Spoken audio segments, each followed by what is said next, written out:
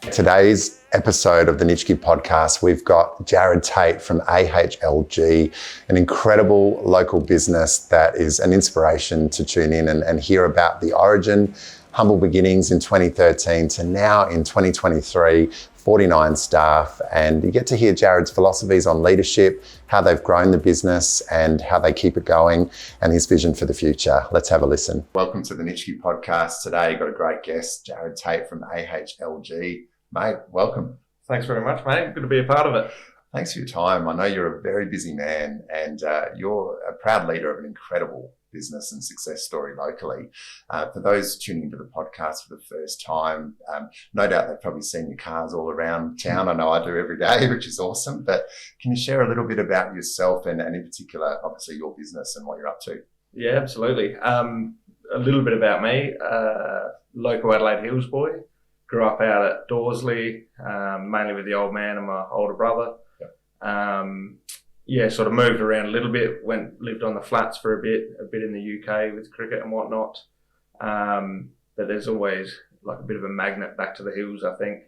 So, moved out of Dorsley, but in Nan at the minute, just down the road. So, married a Welsh girl when I was over in the UK, brought her back with me.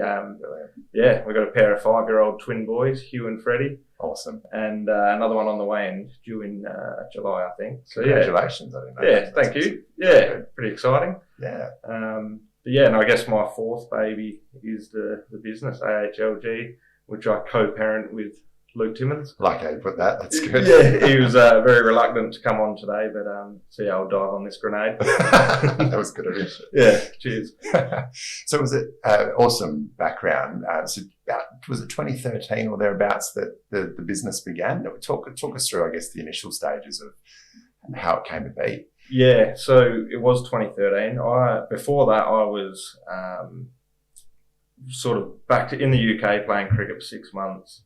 Come here for 6 months and sort of did that a few years in a row. And while I was here in those summers, I worked for another fella who had a lawn mowing gardening round. And that was really good. He just gave me an opportunity to work for the summer and then nick off back, play cricket and then come back.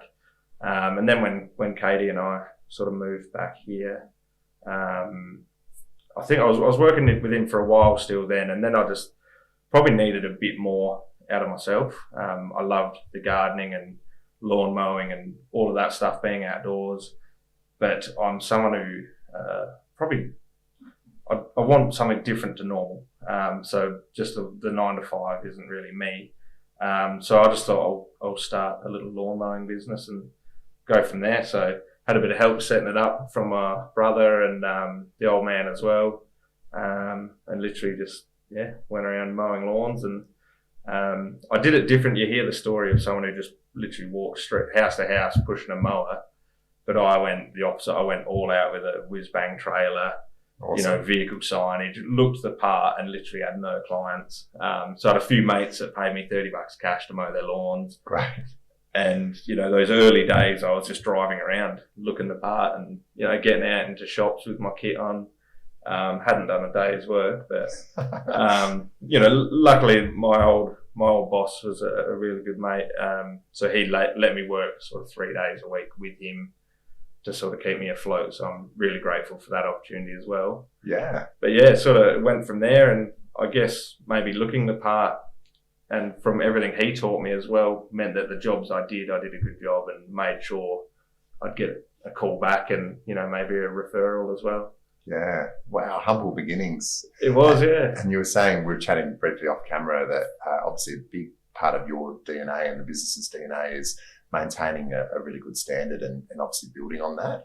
And you can feel that in the origin story. And I'd imagine momentum started to quickly build with what you were doing back then. Yeah, absolutely. I think there's so much work around, and we had some jobs where it was a $30 lawnmower and all that, but it just didn't float my boat. I didn't, you get money and you can make really good money doing that, but I just didn't feel the satisfaction of, when you get in and trim a real nice hedge or maintain a full property. So, it started like that. And then, through the partnership with Luke, he was actually my first proper employee. I had my brother and my old man come out now and again to to help on tools. But Luke was my first proper employee while he was at uni. Wow. And I think once we got together with our ideas and my, I guess, drive and vision, and then his brain, like incredibly intelligent, he's money smarts and all the rest of it, we just sort of went for it and ended up in a partnership, and it's gone nuts from there. Sure has. Congratulations on everything you've achieved. So if we fast forward to 2023 while we're doing the podcast today, closing in on nearly 50 team members now. Yeah, I think it's 49 as we speak. So it's amazing. Yeah, that's a big group. It is. Yeah, it is. But it's an excellent group. A lot of people say, "Oh, you must be so stressed with all of that sort of stuff." But we made a commitment probably 3 or 4 years ago around a strict no dickhead policy. And it's probably the wrong wording, because we've had some really good people come and work with us, but they just didn't quite align with what AHLG is about. So yeah, not just no dickheads, but you just had to fit in with what we were doing. And to have a team of 49 that I genuinely believe are pulling in the same direction as us is pretty special. Yeah. Yeah, you must love just being a part of it every day. I mean, so it sounds like you've got a real values-driven organisation, which you don't just snap your fingers and that just happens. It takes a lot of work and commitment. I know you guys work at it every day. Yeah, spot on. We've actually done some recent strategic planning, and I guess all of that stuff just keeps coming to the surface. So it's certainly driven by those values. Awesome. Yeah. And outside of business, because obviously your work is immersive, and I can feel the passion. You're driven into what you're doing and what's ahead of you. How do you keep yourself going? And obviously with young family, I can relate there. Everything else you've got outside of work, how do you do it? Like, how do you sort of get yourself in the right state each day? Yeah, it's probably one of the biggest challenges, to be honest. I think a business like ours, it has the normal business challenges, but being surrounded by unreal people that are a hell of a lot smarter than me means that those challenges are probably easier to overcome. But for me, probably those main challenges are, how do I get up every day and I guess lead? Not that I do much to lead, but to be there and to be clearing hurdles for people or whatever it is, put your arms around the team. So, and same with at home, right? You want to be a bit of a leader at home, 100%. With the wife and the kids and dogs and everything else like that. So I'm big on a bit of a morning routine. I know I see you grabbing a coffee from Saz on there. We overlap a little bit this morning. It's good. Yeah. So for a good few years now, I've been swimming just down at the mountain pool. Great.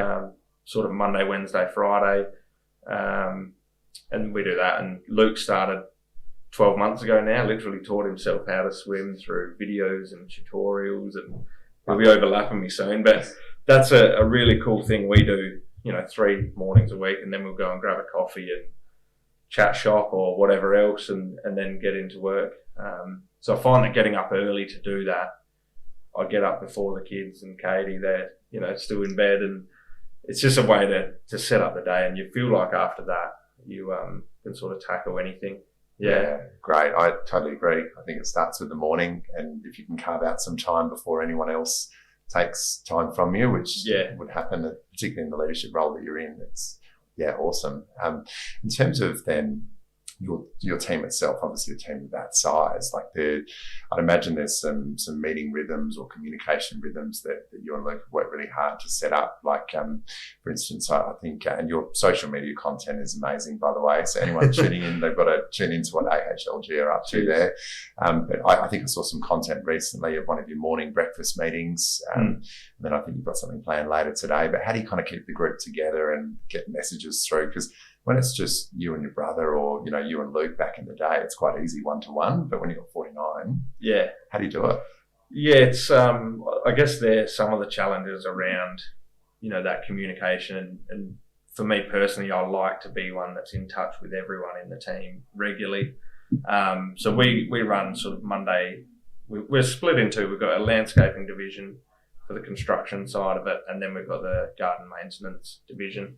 So the Monday mornings are with the maintenance crews first thing. We have our pod leaders, and then I guess the offsiders.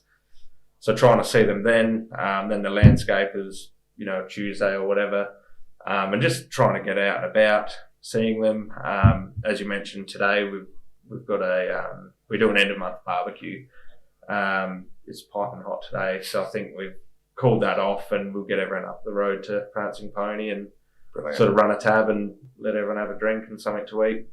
That's great. To celebrate another good month, and I guess another month of hard work for everyone involved. So it's really important because obviously in your line of work, I mean, the jobs just keep coming, and if the team just feels like all that's happening is they're just getting thrown more and more to do, they're not really then getting a chance to give you feedback and also learn about your vision or what the next part of the business's chapter is going to look like. So it's great to do that sort of initiative. We do like a once a month barbecue breakfast as well, where we have a bit more of a formal meeting.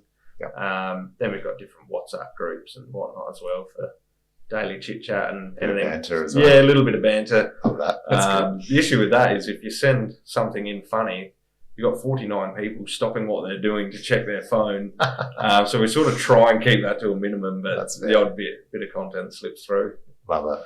Mate, it's awesome. So congrats on everything so far. What's, if you don't mind sharing, what's on the radar for the future? What are you kind of working on without going into super trade secrets, but what's on your radar for the next part of your journey? Yeah, so I guess we're in a bit of I'll say consolidation phase, but I guess we're always growing. But at the minute, 12 months ago, we had a good mate and a